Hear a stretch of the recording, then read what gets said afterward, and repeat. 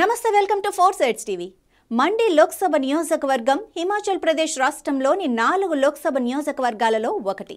ప్రస్తుతం ఈ నియోజకవర్గానికి కాంగ్రెస్ ప్రాతినిధ్యం వహిస్తోంది. 2019 సాధారణ లోక్సభ ఎన్నికల్లో గెలిచిన బీజేపీ అభ్యర్థి రామ్ స్వరూప్ శర్మ మరణం తర్వాత 2021లో జరిగిన ఉప ఎన్నికల్లో కాంగ్రెస్ అభ్యర్థి ప్రతిభా సింగ్ గెలుపొందారు.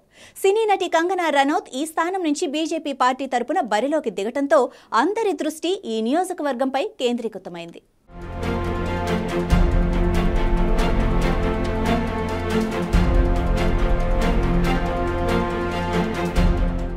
బియాస్ నది ఒడ్డున ఉన్న ఘాట్లు సమీపంలో ఉన్న శివుని ఆలయం విషయంలో వారణాసితో సారూప్యత ఉన్నందున మండీని చోటీ కాశీ అని కూడా పిలుస్తారు. గొప్ప సంస్కృతి, సాంప్రదాయాలు, ఆలయ నిర్మాణ వారసత్వం కారణంగా మండీని హిమాచల్ ప్రదేశ్ సాంస్కృతిక రాజధాని అంటారు. రాజకీయ ఉద్దండులు, లోక్సభకు ఎన్నికైన ఖ్యాతి ఈ నియోజకవర్గానికి ఉంది. ఇక్కడ కాంగ్రెస్, బీజేపీ బలమైన పార్టీలు. 1952 నుంచి కాంగ్రెస్ 10 సార్లు గెలిచింది. 1977లో జనతా పార్టీ గెలుపొందింది. 1989, 98, 99 మరియు 2014, 2019 ఎన్నికల్లో బీజేపీ అభ్యర్థులు విజయం సాధించారు.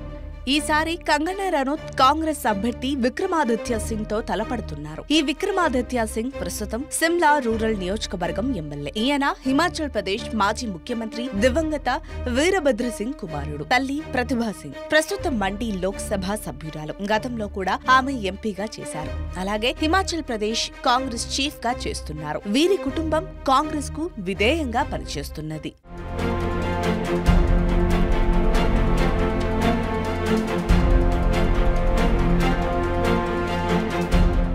ఇక కంగనా విషయానికొస్తే ఆమె అసలు పేరు కంగనా అమర్దీప్ రనౌత్.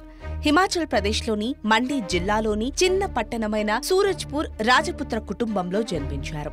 ఆమె తల్లి ఆశా రనౌత్ పాఠశాల ఉపాధ్యాయురాలు. తండ్రి అమర్దీప్ రనౌత్ వ్యాపారవేత్త. ఆమె ముత్తాత సర్జూ సింగ్ రనౌత్ గతంలో ఎమ్మెల్యేగా చేశారు. ఇక ఎంపీగా గెలిస్తే నియోజకవర్గ ప్రజలకు పూర్తి సమయం సేవ చేసేందుకు సిద్ధంగా ఉన్నానని కంగనా రనౌత్ అంటున్నారు. వివాదాస్పద తారగా ఖ్యాతిగాంచిన కంగనా రనౌత్ ను సార్వత్రిక ఎన్నికలు ముగిసే వరకు వివాదాలకు దూరంగా ఉండాలని పార్టీ అధిష్టానం ఆదేశించింది. ఆ మధ్య ప్రధాని నరేంద్ర మోడీని కంగనా రనౌత్ రాముడితో పోల్చినప్పుడు ఒక వివాదం చెలరేగింది. అప్పటి నుంచి పార్టీ నేతలు ఆమెకు జాగ్రత్తలు తీసుకోమని సూచించారు.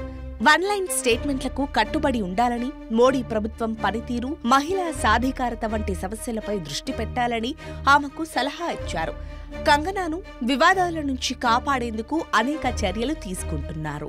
కాగా కాంగ్రెస్ నేతలు మటుకు కంగనా వెండితెరపై నటించి హిమాచల్ ప్రదేశ్ కు కీర్తి ప్రతిష్టలు తెచ్చిన మాట నిజమే అయినప్పటికీ ప్రజాసేవకు ఆమె తగిన సమయం ఇవ్వడం కష్టమే అంటున్నారు. ఆమె ప్రాధాన్యత ఎప్పుడూ బాలీవుడ్ కే ఉంటుంది. ఎన్నికల్లో ఓడిపోయినా గెలిచినా అదే ఆమె ప్రాధాన్యత అనే విమర్శ లేకపోలేదు. మండే ఓటర్లకు పూర్తిస్థాయి రాజకీయ నాయకురాలు కావాలా లేదా స్టార్డమ్ ఉన్న నటికి ఓటు వెయ్యాలనుకుంటున్నారో కొద్ది రోజుల్లోనే తేల్చుకోనున్నారు.